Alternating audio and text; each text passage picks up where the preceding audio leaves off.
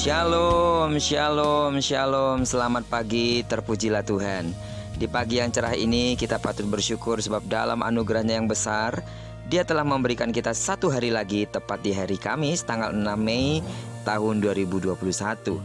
Sebagaimana Tuhan telah memberkati tidurnya kita sepanjang malam ini, maka kita percaya bahwa sepanjang hari ini sampai terbenamnya matahari di tanggal 6 Mei ini, Tuhan akan terus menyatakan kuasa namanya sebagai Allah yang menyertai kita. Dia Allah yang melindungi, bahkan Dia Allah yang pasti memberkati. Amin.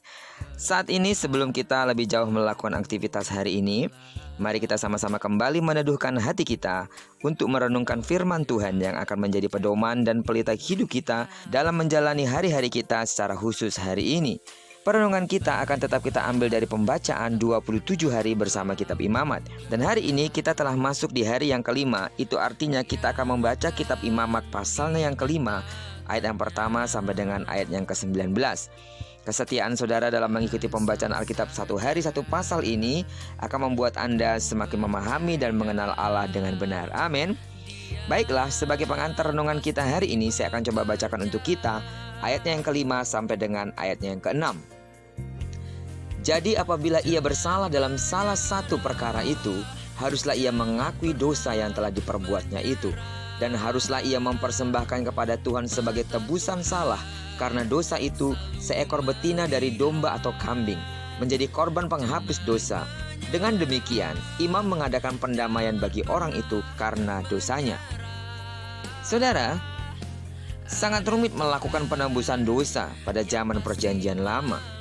Tetapi peraturan itu wajib dilakukan supaya seorang yang berdosa tidak mati.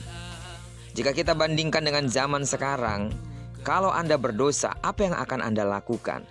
Cukup mengaku dan menyesali, seperti Alkitab katakan, jika kita mengaku dosa kita, maka Ia adalah setia dan adil, sehingga Ia mengampuni segala dosa kita dan menyucikan kita dari segala kejahatan kita. Amin.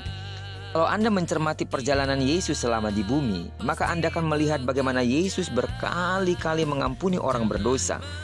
Dan adalah kesukaan Tuhan Yesus untuk mengampuni orang berdosa. Salah satu orang berdosa yang mengakui bahwa dia orang berdosa adalah Sakeus. Mengapa saya katakan Sakeus? Sebab di sekeliling Sakeus semuanya adalah orang berdosa. Namun menurut pandangan masyarakat, Sakeus terlalu besar dosanya sebab dia adalah pemungut cukai. Tetapi di mata Allah, dosa besar atau kecil tetap saja dosa. Namun kita melihat bagaimana Sakeus mengakui dosanya kepada Yesus, dan Yesus sangat menyukai tindakan dari Sakeus. Dan Anda melihat bagaimana Yesus senang sekali melihat ada orang berdosa yang memanjat pohon untuk melihatnya. Hati Yesus bergetar mengetahui ada orang berdosa yang rindu datang kepadanya. Tidak ada hal yang menarik bagi Yesus kecuali orang berdosa yang kembali ke pangkuan Allah yang penuh kasih. Jadi, Anda juga harus tahu apa yang menjadi kesukaan Allah supaya Anda dapat bertindak dengan tepat untuk melayani Dia. Alkitab berkata, sebab anak manusia datang untuk mencari dan menyelamatkan yang hilang.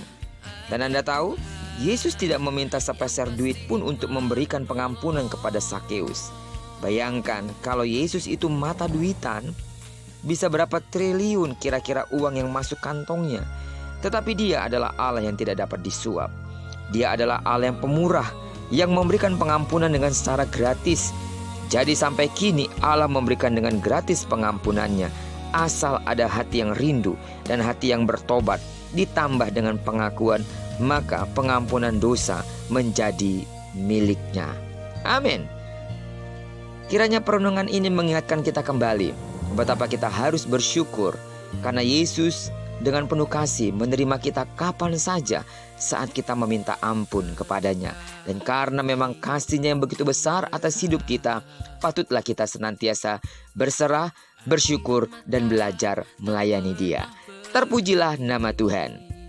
Diberkatilah kita sepanjang hari ini dan digenapi firman yang berjanji bahwa apa yang dikerjakan tangan kanan dan tangan kiri kita dibuatnya berhasil. Kemanapun kaki kanan dan kaki kiri kita melangkah, di sana kemuliaan Tuhan akan dinyatakan. Dan diberkatilah kita bersama dengan orang-orang yang kita cintai, bersama dengan orang-orang yang kita kasihi. Terpujilah nama Tuhan. Shalom.